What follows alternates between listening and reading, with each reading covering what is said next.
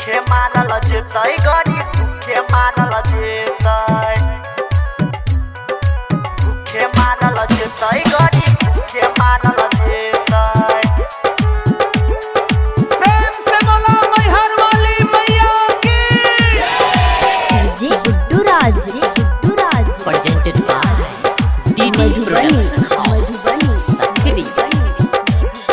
भूखे मारल जेतै गरीब भूखे मारल जेतै भूखे मारल जेतै भूखे मारल जेतै भूखे मारल जेतै गरीब भूखे मारल जेतै भूखे मारल जेतै गरीब भूखे मारल जेतै। बेईमान के राज चलतै दुष्ट के राज चलतै देखल नहीं जेतै भूखे मारल जेतै गरीब भूखे मारल जेतै भूखे मारल जेतै गरीब भूखे मारल जेतै भूखे मारल जेतै गरीब भूखे मारल जेतै। डीजे गुड्डू राज मधुबनी भूखे मारल जेतै गरीब भूखे मारल जेतै भूखे मारल जेतै गरीब भूखे मारल जेतै।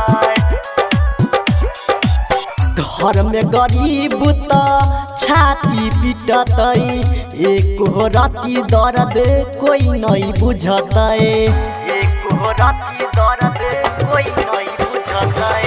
घर में गरीब त छाती पिटतै एक राती दर्द कोई नहीं बुझतै। सुना हो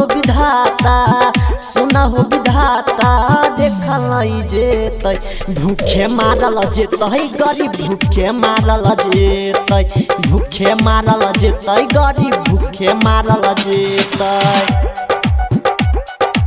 भूखे मारल जेतै गरीब भूखे मारल जेतै।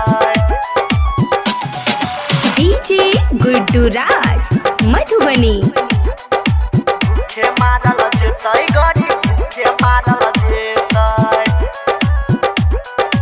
भूखे मारल जेतै गरीब भूखे मारल जेतै।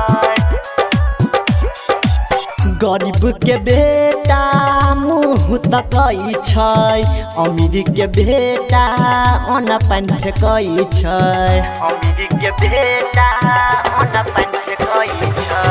गरीब के बेटा मुँह तकै छै अमीर के बेटा अन्न पानि फेकै छै। जवाना बदल गेलै जवाना बदल गेलै रहल जेतै भूखे मारल जेतै गरीब भूखे मारल